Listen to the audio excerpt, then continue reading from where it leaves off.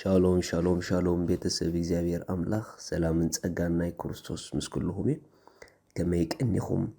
እግዚአብሔር አምላኽ ስሙ ንዘለዓለም ዝተባረኸ ይኹን።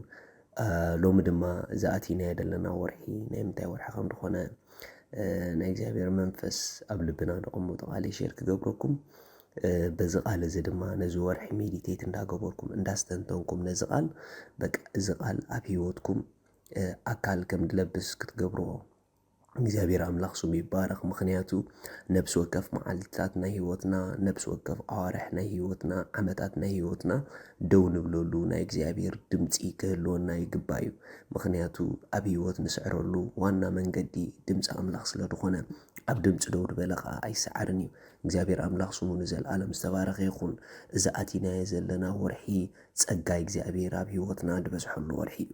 እዚ ወርሒ እዚ ናይ መብዛሕ ፀጉኡ ወርሒ እዩ።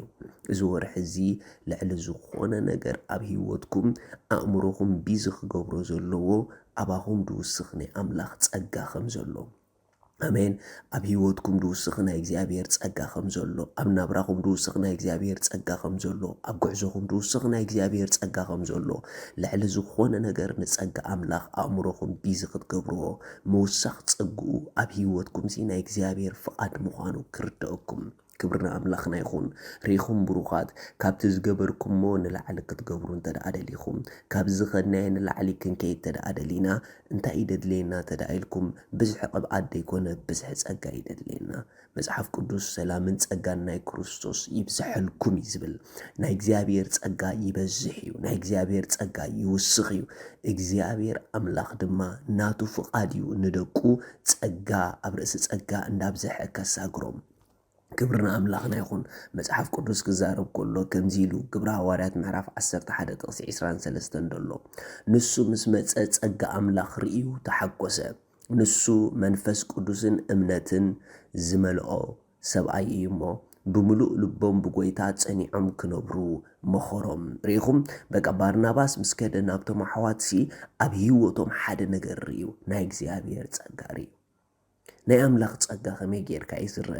ልክዕ ንንፋስ ከም ዘይትሪኦ ናይ ንፋስ ዘናውፆ ነገራት ግን ከም ትሪኦ ንፋስ ዝገላብጦ ነገር ግን ከም ትሪኦ ናይ እግዚአብሔር ጸጋ ከምኡ እዩ። ኣብ ሂወት ናይ ሓደ ሰብ ጸጋ ኣምላኽ ክበዝሕ ከሎ ናይቲ ዝበዝሕ ዘሎ ጸጋ ውፅኢት ኣብ ሂወት ሰብ ይርአ እዩ። ኣሜን። ናይ እግዚአብሔር ጸጋ ክበዝሕ ከሎ ናይ እግዚአብሔር ክብሪ፣ ናይ እግዚአብሔር ህልውና፣ ናይ እግዚአብሔር ሓሳብ፣ ናይ እግዚአብሔር ፍቓድ ዝመልኦ ናብራ ዝመልኦ ሂወት ዝመልኦ ስጉምቲ ኣብቲ ሰብ እቲ ክትርኢ ትጅምር። ኢድ ኣምላኽ ኣብቲ ሰብ እቲ ክትሪኣ ትጅምር። ብሉፅን ባህ ዘብልን ከም ፍቓድ ኣምላኽ ዝኾነ ጉዕዞ ኣብ ሂወት ናይቲ ሰብ ክትርኢ ትጅምር። ሂወቱስ ኣዝዩ ብሉፅነት ክቆፃፀሮ ይጅምር ነቲ ሰብ። ኣሜን።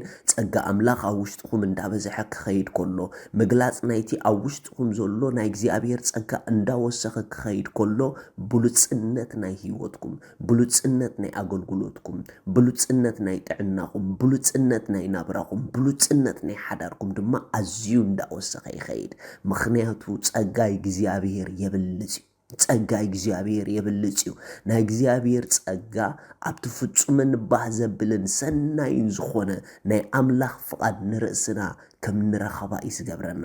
ኣምላኽ ጸጉኡ ኣብ ሂወትኩም እናብዝሖ ክኸይድ ከሎ ብዝሒ ጸጋይ እግዚአብሔር ንሂወትኩም እንዳተቆፃፀራ ክኸይድ ከሎ ትማሊ ዘይገበርኩሞ ሎሚ ክትገብርዎ ትጅምሩ። ትማሊ ምውፃእ ዝኣበየኩም ሎሚ ክትወፅሉ ትጅምሩ። ትማሊ ምሕላፍ ዝኣበየኩም ሎሚ ክትሓልፍዎ ትጅምሩ። ምክንያቱ ብዝሒ ጸጉኡ ካልእ ሰብ እዩ ዝገብረካ። እግዚአብሔር ንኩሉ ነገር ዝኸውን ጸጋ ኣምላኽ ኣለዎ። ኢየሱስ ክርስቶስ ንዘለዓለም ጎይታ እዩ። ካብታ ቀዳመይቲ መዓልቲ ብክርስቶስ ዳግም ዝተወለድናላሲ ንነዊሕ ከኺደና ዝኽእል ከም ፍቓድ ኣምላኽ ከንብረና ዝኽእል ጸጋ ኣብ ርእሲ ጸጋ ኣብ ውሽጥና ኣቲና እዩ።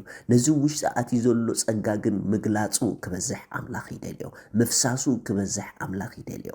መጽሓፍ ቅዱስ ክዛረብ ከሎ ከምዚ ኢሉ ወንጌል ዮሃንስ ምዕራፍ 1 ጥቕሲ 16 ክሳብ 17 ደሎ ሕጊ ብሙሴ ተዋሂቡ እሞ ጸጋን ሓቅን ግና ብኢየሱስ ክርስቶስ መጸ እምበኣርከ ንሕና ኩላትና ካብ ምልኣቱ ጸጋ ኣብ ልዕሊ ጸጋ ተቐበልና።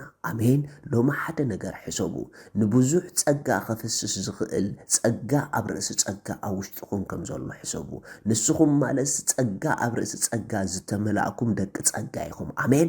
ጸጋ ኣብ ርእሲ ጸጋ ኣብ ውሽጡ ደይኣተዎ ማንም ክርስቲያን የለን። እቲ ዳግም ምውላድናሲ ብጸጋ ኣብ ርእሲ ጸጋ ምቕባልና ይኾይኑልና። ምኽንያቱ ዳግም ካብ ጸጋ ኣምላኽ ኢና ተወሊድና፣ ዳግም ካብ ምሕረቱ ኢና ወፂና፣ ዳግም ካብ ኣምላኽ ኢና ተረኺብና። ስለዚ ካብቲ ናይ ጸጋ በዓል ቤት ብጸጋ ኣብ ርእሲ ጸጋ ኢና ተወሊድና። ዳግም ብምውላድኩም ጥራሕ ጸጋ ኣብ ርእሲ ጸጋ ኣብ ውሽጥኹም መሊእኩም ኣለኹም። ንዘለዎ ይውስኹ ከም ዝብል ቃል ኣምላኽ ጸጋ ኣብ ርእሲ ጸጋ ዝተቐበልኪ ከየቋረፅኪ ኣብ ናይ ጸጋ ምልኣት ህይወት ክንዳወስኸ ንኽኸይድ እዩ። መጽሓፍ ቅዱስ ከምኡ ኢሉ ኣሎ ኤፌሶን 4:7 ከምዚ ኢልዎ ኣሎ ግናኸ ብመስፈር ውህበት ክርስቶስ ንነፍሲ ወከፍና ጸጋ ተዋሂቡና እዩ። ሃሌሉያ። ኣነ በዓል ምልኣት ጸጋ እስከበሉ ጸጋ እግዚኣብሔር ሃሌሉያ ክቡር ነገር ኣብ ህይወትኩም ንኽፈስስ ኢኹም ተመሊእኩምሞ።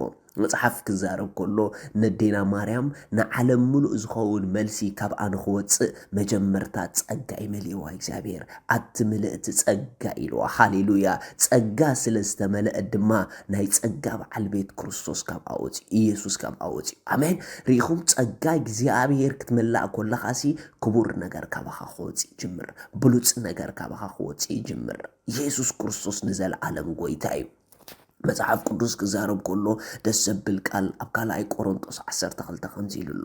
ሃሌሉያ። እዚ ካብ ጥቕሲ 8 እዚ ካባይ ክርሕቕ ብዛዕባ እዚ ንጎይታ 3 ሰዕ ለመንክዎ ንሱ ከዓ ሓይለይ ብድኻም እዩ ዝፍጸም እሞ ጸጋ ይኣኽለካ በለኒ። ስለዚ ሓይሊ ክርስቶስ ኣብ ልዕለይ ምእንቲ ክሓድር ብብዙሕ ታሕጓስ ብድኻመይ ክምካሐ እምበኣርከ ምስ ዝደክም ሽዑየ ዝብርትዕ እሞ ምእንቲ ክርስቶስ ኢለ ብድኻም ብጸርፊ ብሓሳረ ብምስጓግ ብጸበባ ክሕጐሴ። ርኢኹም ሐዋርያ ጳውሎስ ሓደ ነገር ተረዲእዎ ንሱ ምኽኣል ኣብ ዝስእነሎም ምዕራፋት ናይ ህይወት ክበጽሕ ከሎ ነገራት ልዕልናቱ ዓቕሚ ክኸዱ ከለዉ ሽዑ ናይ ህይወቱ ድበለጸ ሰዓት ምዃኑ ተረዲእዎ። እቲ ምንታይሲ እስኺ ምኽኣል ኣብ ዝሰኣንክዮ እቲ ልዕለይኺ ዝኽእል ጸጋ ኣብ ህይወት ክስርሖ ክጅምር ስለ ዝኾነ እዩ። ስለዚ ሐዋርያ ጳውሎስ ኣሃ ለካ ንዓይ ምኽኣል ኣብ ዝሰኣነኒ ግዜሲ ነቲ ኣባይ ዘሎ ጸጋ ንኽሰርሕ ኣፍ ደገ ንኸፍተሉ ሰዓት ሽዑ ኢሉ ኣምላኽ ድማ ሓይልኻ ይኣኽለካ ይበሎን ዓቕምኻ ይኣኽለካ ይበሎን ኖ ጸጋ ይኣኽለካ ኢሉ። ሃሌሉያ። ስለዚ ምኽኣል ዝሰኣንኩምዎ ነገር ኣሎ ድዩ? ኣብ ህይወትኩም ክኸውን፣ ኣብ ኢኮኖሚ ክኸውን ይኽእል፣ ኣብ ናብራ ክኸውን ይኽእል፣ ኣብ ሓዳር ክኸውን ይኽእል፣ ኣብ ደቅኹም ክኸውን ይኽእል፣ ኣብ ዝተፈላለየ ነገር ምኽኣል ዝሰኣንኩምዎ ነገር ኣሎ። ደስ ይበልኩም፣ ጸጉ ይኣኽለኩም እዩ። ሎሚ ነቲ ምኽኣል ዝሰኣንኩምዎ ዝኣክል ጸጋ ዝወርሒ ዝኽትርኢኹም ኣብ ህይወትኩም። ስለዚ ዝቓል ኣውጆ በቃ ኣብቲ ኣነ ምኽኣል ዝሰኣንክዎ ዝኣክል ጸጋ ኣምላኽ ኣለኒ፣ ዝኣክል ጸጋ ኣምላኽ ኣብ ህይወተይ ክግለ እዩ። ናይ ዝኣክል ጸጋ ኣምላኽ ህይወተይ ትረኽበሉ ወርሒ እዩ እንዳበልኩም ዝወርሒ ንጸጋ ኣምላኽ ብጣዕሚ ተጸባበይዎ፣ ንጸጋ ኣምላኽ ብጣዕሚ ኣቕልብሉ። ከመይ ጌርና ኢና ናይ እግዚኣብሔር ጸጋ ኣብ ህይወትና ክበዝሐልና ዝኽእል? 3 ነጥቢ ቀልጢፈ ክነግረኩም። ቀዳማይ ጸጉኡ ኣመና ኣብ ህይወትኩም እንዳበዝሐ ክኸይድ ትደሊ እንድሕር ኮንኩም ኣብ ፍልጠት ክርስቶስ ጸቐጡ። ካልኣይ ጴጥሮስ 3:18 ከምኡ ኢሉ ኣሎ ብጸጋን ብፍልጠትን ጎይታናን መድሓኒናን ኢየሱስ ክርስቶስ ደኣ ዕበዩ ንዕኡ ንሕጅን መዓልቲ ዘለዓለምን ክብሪ ይኹኖ። ኣሜን። ነቲ ቃል ብዝሓስኩሞ መጠን ነቲ ቃል ምስኡ ግዜ ብዝወሰድኩም መጠን ስለ ክርስቶስ ሜዲቴት ምስትንታን ብደስተንተንኩም መጠን ጸጋ እግዚኣብሔር ኣብ ህይወትኩም ክበዝሕ ክጅምር እዩ።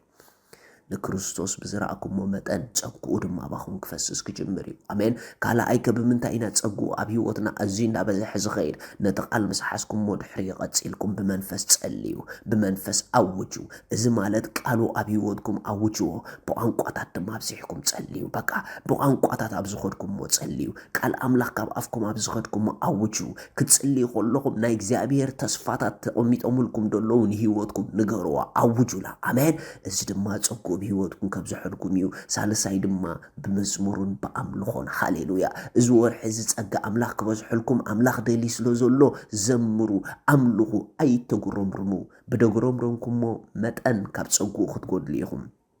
ንኣምላኽ ክብሪ ብድሃብኩም መጠን ብድዘመርኩሞ መጠን ብደምለኽኩሞ መጠን ግን ናይ እግዚኣብሔር ጸጋ ኣብ ህይወትኩም ክበዝሕ ከሎ ክትርኢኹም እቲ ሳልሳይ ራብዓይ ድማ ካብ ናይ እግዚኣብሔር ሰባት ኢና ጸጋ ኣብ ህይወትና ንካፈል ኣሜን ቤተ ክርስቲያን ኪሉ ናይ እግዚኣብሔር ሰባት ኣብ ዘለውዎ ስፍራ ተረኸቡ ምኽንያቱ እሶም መባዝሕቲ ጸጋ ስለ ዝኾኑ ኣምላኽ ሰማይ ምሳኹም እዩ ሻሎም